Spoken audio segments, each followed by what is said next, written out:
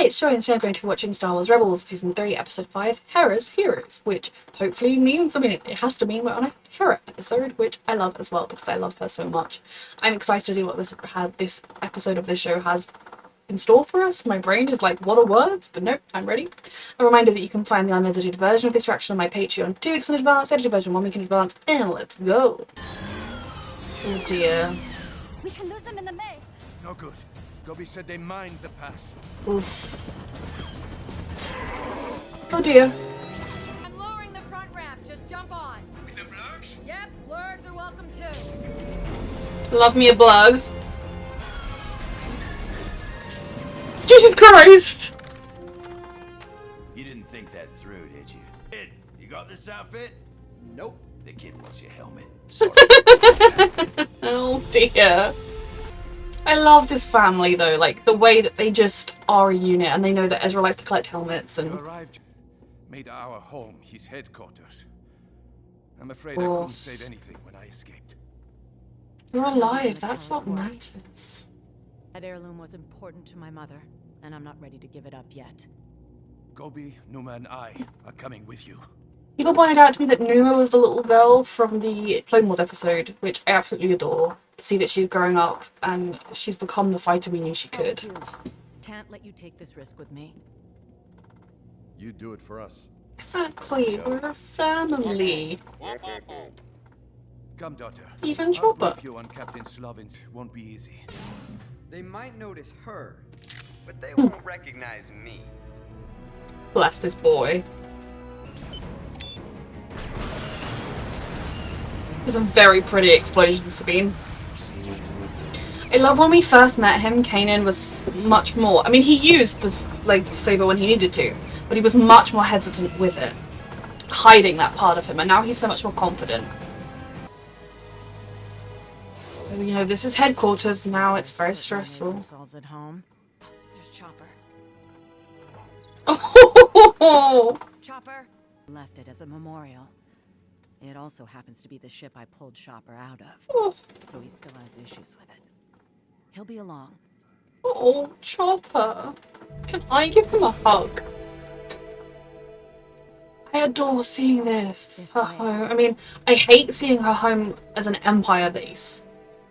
But just seeing Hera's home is everything. Well, that was easy. We're not out of this yet. Uh-huh. Come on, let's go. Is there something we can carry it in that will protect it if we start getting fired at? Oh, fuck.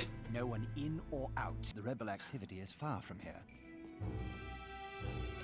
No wonder the It's closer than you think. attack was far more effective this time. I don't know.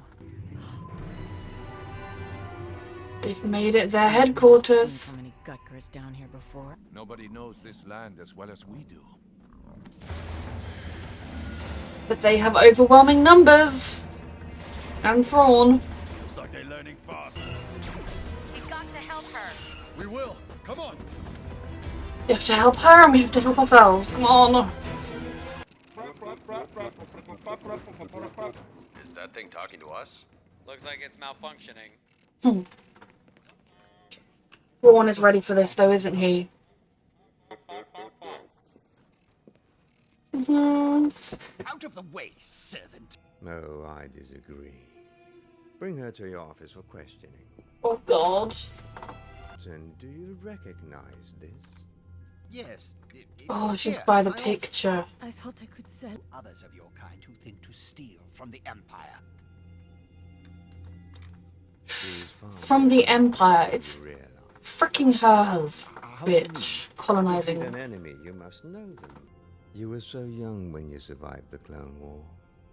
No wonder you're as equipped in spirit to fight as well as you do. Fuck. War. I introduce Hera Syndulla, rebel pilot, freedom fighter, and military leader. Daughter of your nemesis, Cham Syndulla.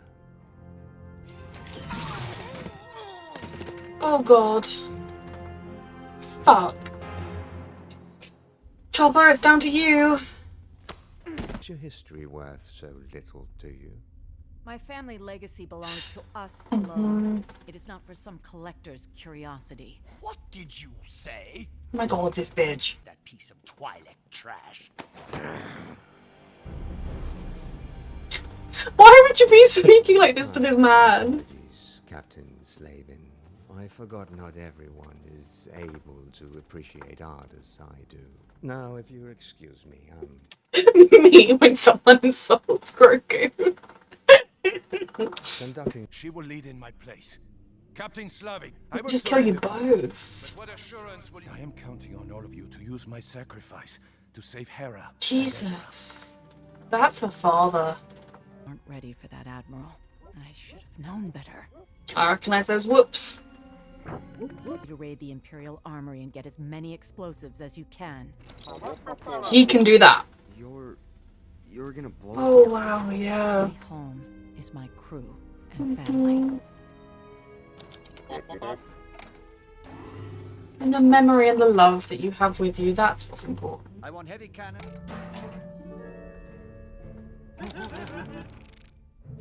Oh, Chopper. Start walking. Okay, this plan needs to come together now. This Chaos Gremlin is thriving in his chaosy gremlin ways. I'm sorry about the house. Chopper! You are serious? Huh? Better go. Your family and your lives and the memories of those that came before you, that's what matters. The house is just a building. He's so in tune with the Force and I adore him. And at least her Kalikori is still out there, even if the bitch himself has it. And I am going to call for one a bitch. I don't think he'd like it, therefore I will do it. They've earned their victory today. He's so interesting. I found this whole experience to be very enlightening. He's a long game kind of guy, and that is very frightening because he is seeing several steps ahead of a plan and forcing us to follow his plan. Has not. I have you. I have my father. And I'm surrounded by my family every day. As long as we Exactly. hold on to that, she'll live on. Exactly. Okay, the ending of that episode was absolutely beautiful, and that kind of message that Hera gave at the end is something that I truly believe in. I don't believe in an afterlife. I don't believe that when we all die, we go to a magical place where we see everyone we've ever loved. I mean, if I could believe that, I would be very, very happy, but it doesn't happen. But what I do believe is that the love, the people that we put into the world, the fight, the love, the support. So, for instance, like my grandmother, the love and care she gave to my mother when she was raising her, every little moment, every laugh, every hug, every bit of support, my mother then puts back out into the world. She puts into me. That love is inside of me. That love is inside of the children my mum used to teach. That love will spread throughout the whole world. And we have the impact through that way, which you can also have a negative impact if you're a shit person, but those we love, that love is still here, which means a part of them is still here. And it's the same. I wish I could think I was going to see them again. But that kind of message that Hera gave at the end is what I believe in, and I just made me kind of emotional. I thought the concept of this episode was really interesting in that it was a personal mission. If they had all died, if anyone had died from our side during this mission, it could so easily be seen as, oh, it was just for a junket. Now, obviously, it was for something that was of extreme importance and significance, but I think it was a very risky mission to decide to do. It also showed just how much they all care about and love Hera because they did it without question. And it wasn't just a trinket. It wasn't like she was like, oh, you know, my favourite pair of shoes, I have to go and save them. It was something of extreme importance. I'm not in any way trying to minimise the importance of the category. It's just such an interesting concept that this wasn't a life and death mission initially. Now, the overall consequences is that we destroyed their command base on Hera's planet. My god, I'm the Twi'lek's planet. My brain is Phylura. I don't know. I do not have a brain that remembers information like names anymore because I have chronic fatigue syndrome, and it makes me so mad. And like genuinely, I try not to get upset by it because I used to be somebody that knew every single minute detail. I knew every actor's name from anything I'd ever seen. I knew all the episode titles. Like I was that girl who knew everything, and now I'm like, I don't know what the main character's name is, and it makes me sad. But anyway, we kind of did dwell a big blow to the operation. Now, obviously with Thrawn, that's a whole separate story that I'm going to get into, but it really was a personal mission.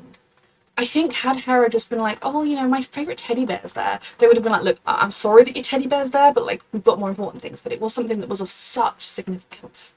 I do wonder, the fact that Thrawn took it does make me wonder if down the line we are going to end up on his ship and find a way to steal it back for Hera.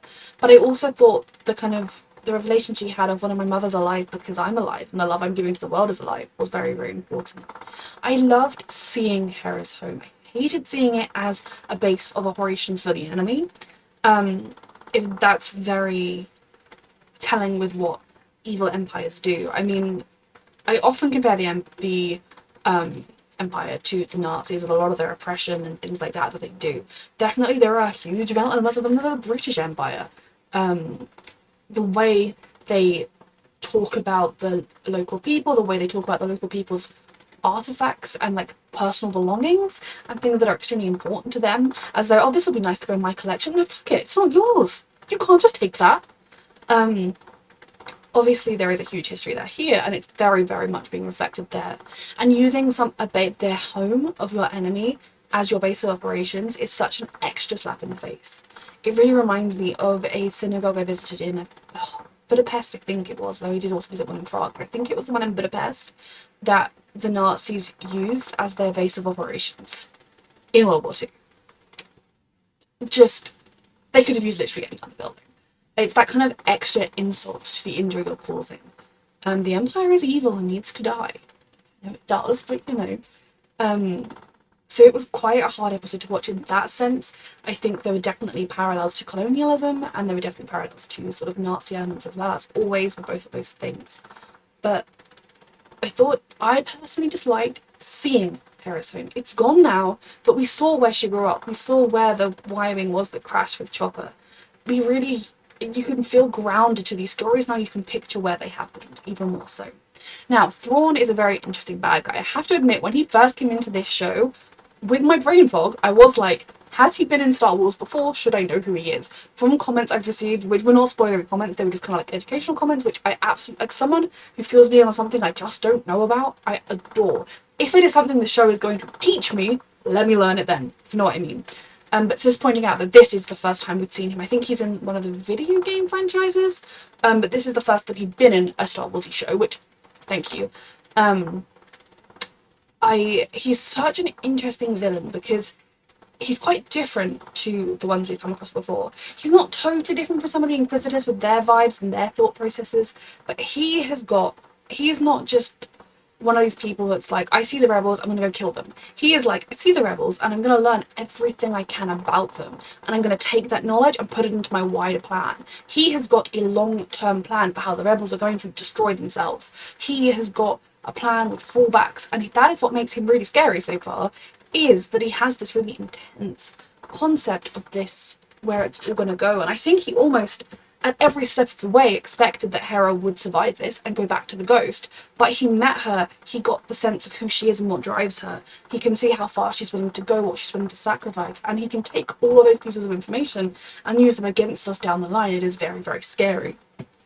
I mean, we've been very, very effective against the typical Empire response, and this is a very different type of commander, admiral, that we're going up against. I think it does show you just how big of a threat we are now to the Empire, that they're sending this guy against us. But he is someone that is actually quite scary, because he's unpredictable in the sense that, like, he just casually let them go, but he let them go because he was thinking 10 steps ahead, and for whatever his plan is, them being free to be part of it is there, and that is very chilling.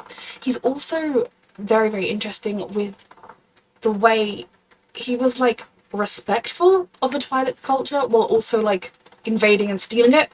You know, it's that kind of like, oh no, I am being, you know, I mean, I definitely think there would have been British colonialists who were like, oh, you know, I have all of these artifacts in my home, and I'm dressing now in the local culture, and I've done my house up so it looks like, and you're like, what the fuck are you doing? You're being very disrespectful right now. But they think they're being super respectful. He's very interesting in that sense that he really thinks he's taking it in and he's learning, and he's a cultured man. I did love his rage monster, and then not everyone appreciates art the way I do. I definitely felt like that about Grogu, Daisy, Agents of S.H.I.E.L.D., many a thing.